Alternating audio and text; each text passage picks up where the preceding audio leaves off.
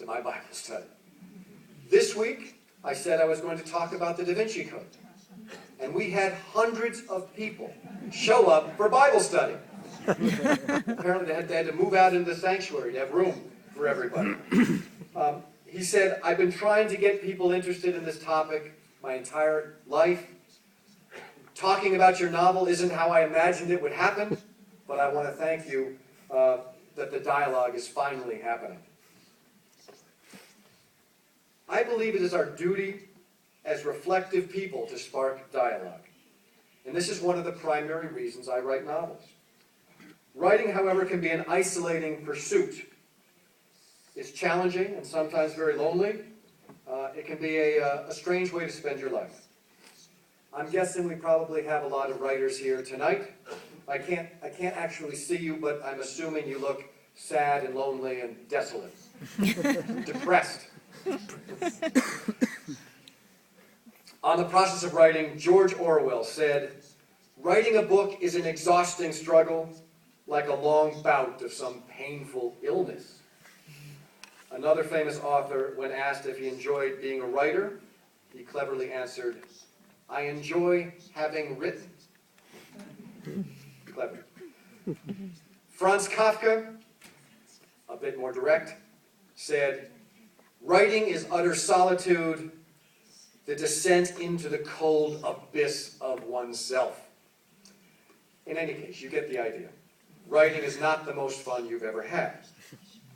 It is solitary, schizophrenic, filled with demons and doubts, accompanied by the incessant voices of imaginary characters talking in your head 24 hours a day, oftentimes drowning out the voices of the real people in your life.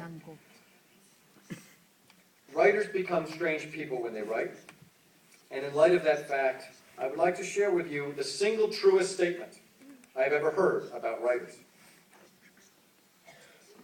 There could be only one existence more miserable than being a writer, and that is being the spouse of a writer. My wife, Blythe, does it very gracefully. My wife, Blythe, has actually just flown in from Boston. She is here tonight with us. She skipped the rest of the tour, but she wanted to come and see Spain. And she is here. I can't actually see you, but Blythe, if you could stand up wherever you are. This is my wife, Blythe.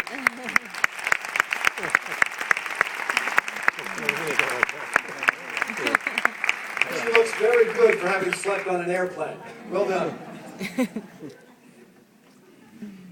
Blythe, in addition to being my #1 researcher and my first-pass editor, is a perpetually grounding force in my life.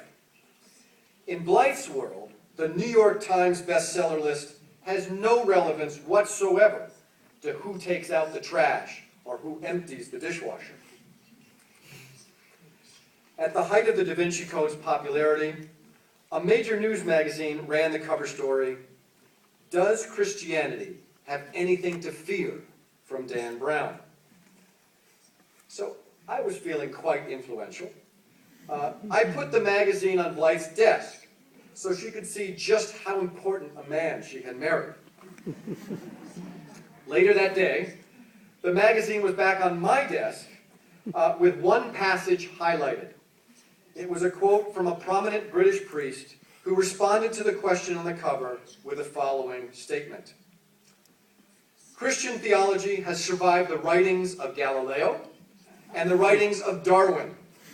Surely it will survive the writings of some novelist from New Hampshire."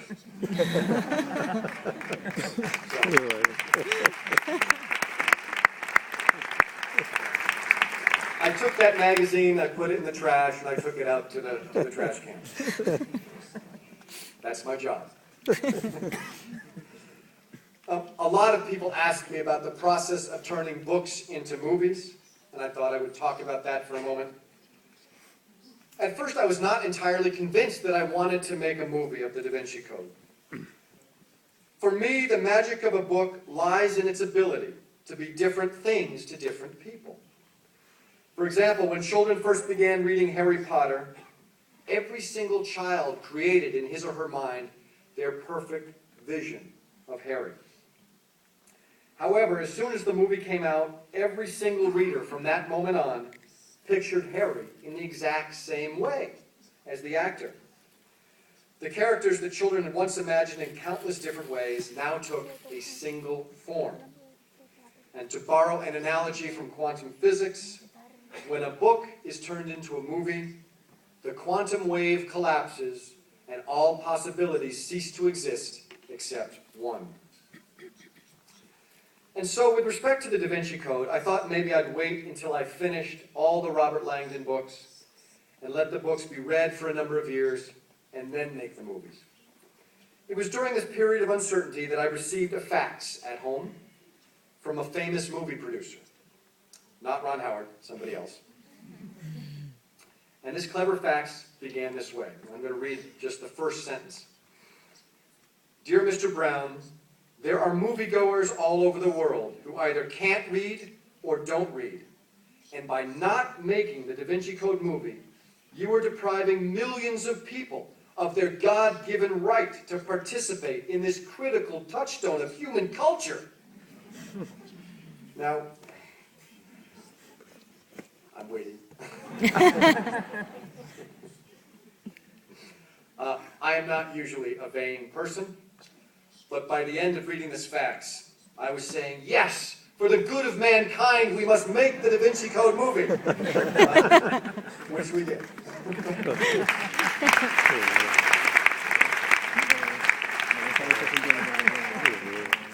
Eventually, it was Columbia Pictures that made the movie with Ron Howard and Tom Hanks. When I first learned that the budget for this movie was $150 million, I asked Ron Howard, Ron, how do you spend $150 million on a movie? Halfway through the production, I was in California standing in a life-size replica of the Pantheon in Rome. And I said to Ron, how are you going to make this movie for only $150 million? And they didn't. They spent a lot more. The studio assembled a book called The Making of the Da Vinci Code Movie, and they asked me to write the foreword, which I did. And I wrote about what struck me most about the book-to-movie adaptation process, and that was this. While both crafts are about telling stories, the processes are polar opposites. They could not be more different. And I'm going to read just the first paragraph of that foreword from the movie book. And this is what I wrote. Writing a novel is a calm craft. It is embarked upon in solitude, often in one's pajamas, before a crackling fire in the wee hours of the morning. Novels materialize at their own pace, often glacially slow ones. And yet the novelist never checks his watch. He has no studio meetings, no conference calls with collaborators, and certainly no throngs of fans clamoring behind barricades to witness the magic of his process. The novelist writes whenever he wishes and wherever he wishes, unfettered by the whims of anyone other than his own muse. He never worries if his characters will arrive to work on time or if they'll give a good performance.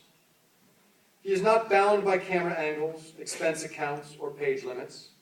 He bounces freely between points of view, moves in and out of his characters' thoughts, and mounts massive historical battles at no expense. A novelist who wishes to set a scene inside the Louvre Museum need not negotiate with a French cultural minister, nor must he gain the consent of the Italian police should he wish to send his protagonist on a car chase through Rome. A novelist never waits for the proper sunlight, or for traffic, or for a writing permit. Don't get me wrong, writing novels is not easy. That novels get written is impressive, but that movies get made is miraculous.